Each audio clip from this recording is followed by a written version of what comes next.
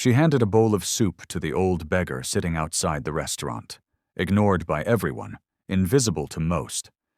But when she clocked in for her next shift, he was sitting at the manager's desk. The wind howled down the narrow alley between the buildings, scattering discarded napkins and wrappers. Inside Marina's cafe, the air was warm with the smell of grilled cheese, fresh pastries, and brewing coffee. Lena moved quickly between the tables, balancing plates with the ease of someone who'd done this far too long. Her apron was slightly stained from the breakfast rush, and her feet ached in her cheap sneakers. But her smile never left her face. Out of the corner of her eye, she spotted the man again. He'd been sitting on the sidewalk for 3 days now, always in the same ragged coat, always hunched over with a paper cup in front of him. People passed by, pretending he wasn't there. Lena couldn't. On her lunch break, she stepped out the side door carrying a bowl of steaming tomato soup and half a toasted sandwich.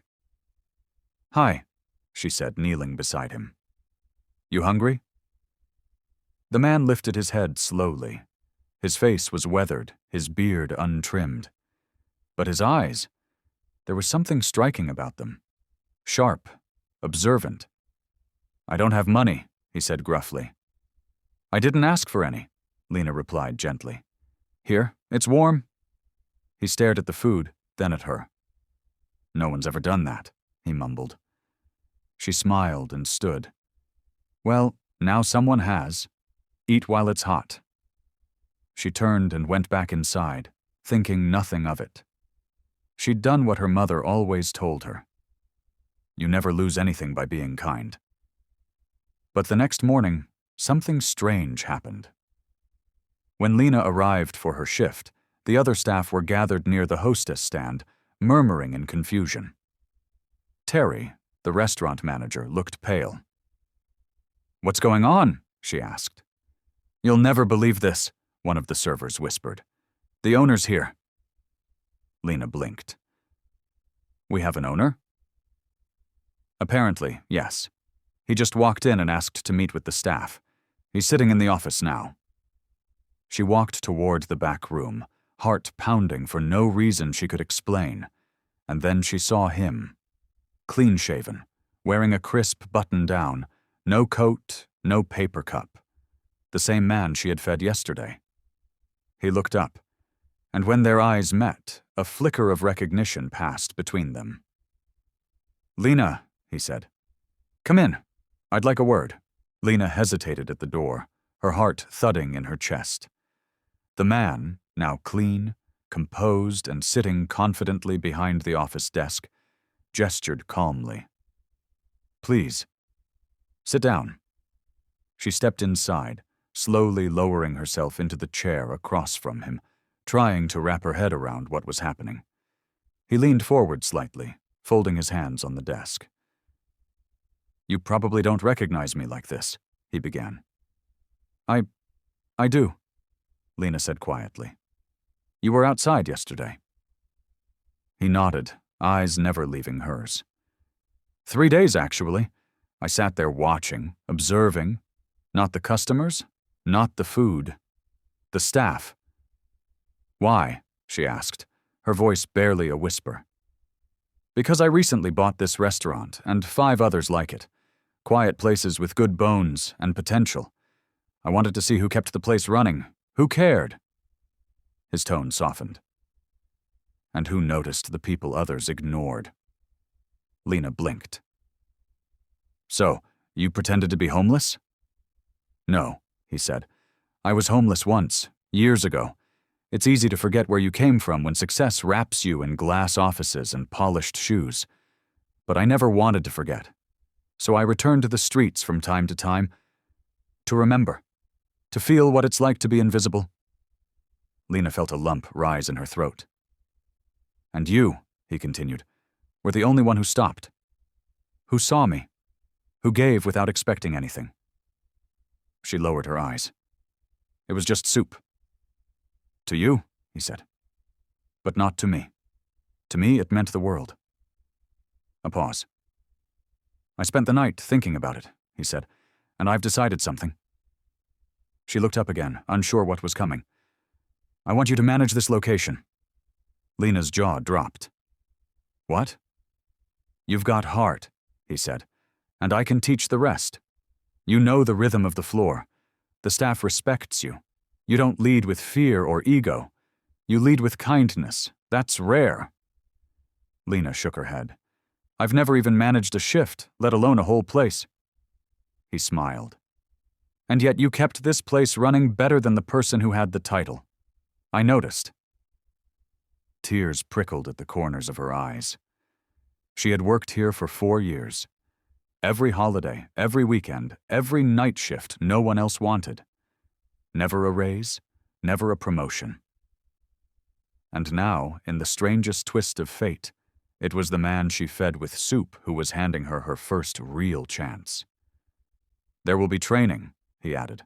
"A mentor, a raise, full benefits. I believe in second chances, and I believe in rewarding those who show integrity when no one's watching." Lena could barely speak. "Thank you. I don't know what to say." He leaned back and smiled. "Say yes, and then do what you've always done. Show up, be kind, work hard." Her hands were trembling, but her voice was steady when she finally said, "Yes." He stood and extended his hand. She rose and shook it, still dazed.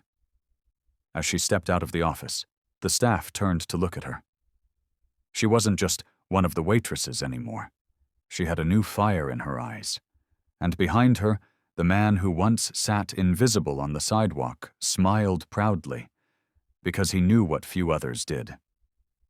Sometimes it's not the person with the most power who makes the biggest difference. It's the one with the biggest heart. The next morning, Lena arrived at the restaurant 2 hours early. She didn't know what exactly being a manager meant yet, but she knew how to prepare. She brought a notebook, wore her cleanest button-down shirt, tied her hair up neatly, and stood in front of the mirror for 10 minutes practicing how to introduce herself confidently. When she walked in, the billionaire, whose name she now knew was Elias Ford, was already there. He was no longer pretending to be homeless. Today, he wore a navy blazer, a pressed white shirt, and polished brown shoes, but he greeted her with the same warmth he'd shown behind the desk. "Welcome back," Elias said with a grin.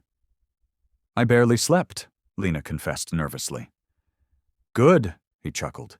"That means you care?" They went straight into training. Elias walked her through systems she never knew existed: inventory, scheduling, vendor relationships, profit margins. Lena's head spun at first, but with each hour that passed, her confidence grew. She wasn't just learning how the restaurant worked, she was finally learning why it worked. But more than the numbers and charts, it was the small things Elias taught her that stuck. "Always eat here at least once a week," he said, "not just to test the food, but to feel what the customers feel. Sit at different tables, watch the staff, listen to the noise, feel the energy." And another time, "If someone calls in sick, don't just look for a replacement. Check on them. Sometimes people don't need a manager, they need a human." Lena absorbed every word. By the end of the week, she was doing things she never imagined, leading pre-shift meetings, approving orders, calming a screaming customer with grace, and even coaching a younger waitress who reminded her of herself. But word had spread. Rumors swirled among the staff. "Why her?" someone whispered. "She just got lucky," said another. Lena heard the murmurs but never answered them with words. She answered them by staying late to clean the kitchen no one asked her to, by helping the dishwasher with a smile, by checking in on the cook who looked like he hadn't slept. She answered with kindness. One evening, as she was closing up, Elias pulled her aside. "I've been watching," he said. "You're doing more than I hoped for." "I'm just trying not to mess it up," Lena admitted with a small laugh. "You're not just not messing up. You're elevating everything, he replied. This place feels different now. Then he reached into his pocket and handed her a small envelope. What's this? She asked, puzzled.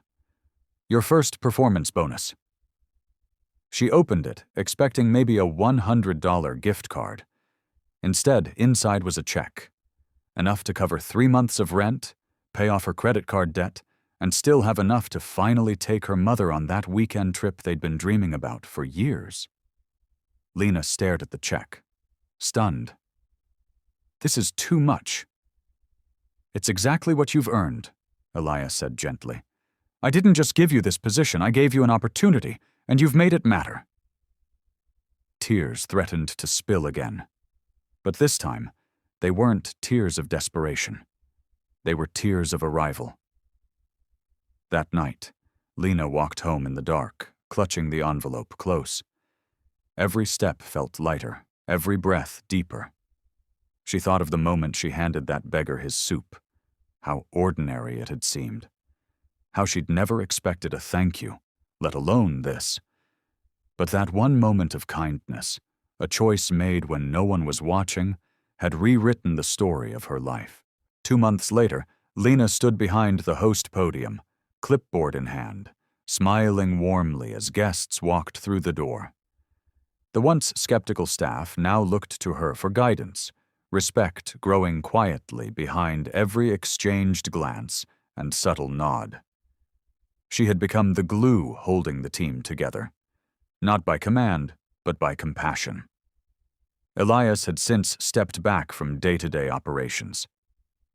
I'm a phone call away, he said, but this place needs your fingerprints now. And fingerprints she left. She started staff lunches every Friday, her treat. No matter how tight the schedule, the team took 30 minutes together in the break room to eat and talk like family. She also initiated a quiet fund, where tips were pooled once a month to quietly cover bills or emergencies for any struggling employee. No names were ever mentioned. Needs were just met. It was during one of those Friday lunches that something unexpected happened. A man in his early 20s walked into the restaurant, slim, awkward, and clearly nervous. He hesitated near the entrance, clutching a folder, eyes darting around. Lena approached him gently. Hi there. Welcome in. Hi. I'm here about the dishwasher job. I saw the sign outside. She smiled. You found the right place. Come with me. She sat with him in the back, just as Elias had once sat with her. His name was Devon. No experience, no diploma, living in his car. But he looked Lena in the eyes when he spoke. And when she brought him a glass of water, he whispered, "Thank you," like it was the first kindness he'd received in weeks. She hired him on the spot.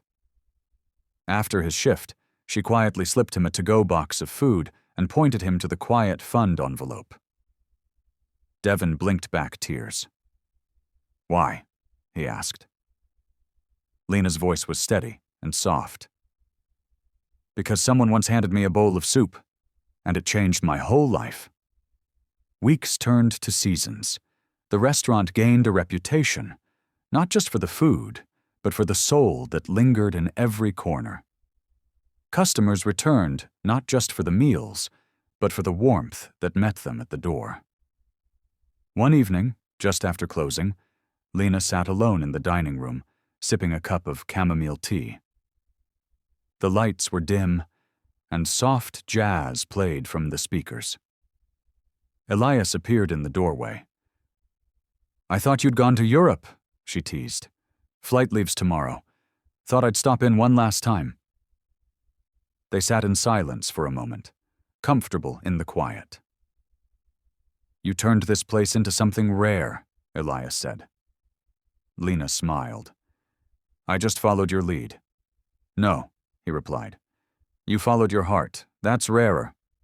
He handed her a thick folder. What's this? Papers. I'm transferring ownership. This restaurant is yours now. Lena's breath caught. You're kidding. He shook his head. Number I built it. You've given it life. You've made it matter. It belongs to you." Lena pressed the folder to her chest, overwhelmed. Her journey, from a girl scraping tips to a woman owning the very place that once sheltered her spirit, had come full circle. She remembered that day so clearly now. The man she fed, the soup, the moment of kindness given with no expectation of return. And yet it had returned. 100-fold. As Elias left and the door clicked shut behind him, Lena stood alone in her restaurant. Her restaurant. She looked up and whispered a quiet thank you, not to any one person, but to the world for proving one thing. Sometimes, the smallest act of kindness is all it takes to unlock a life beyond your wildest dreams.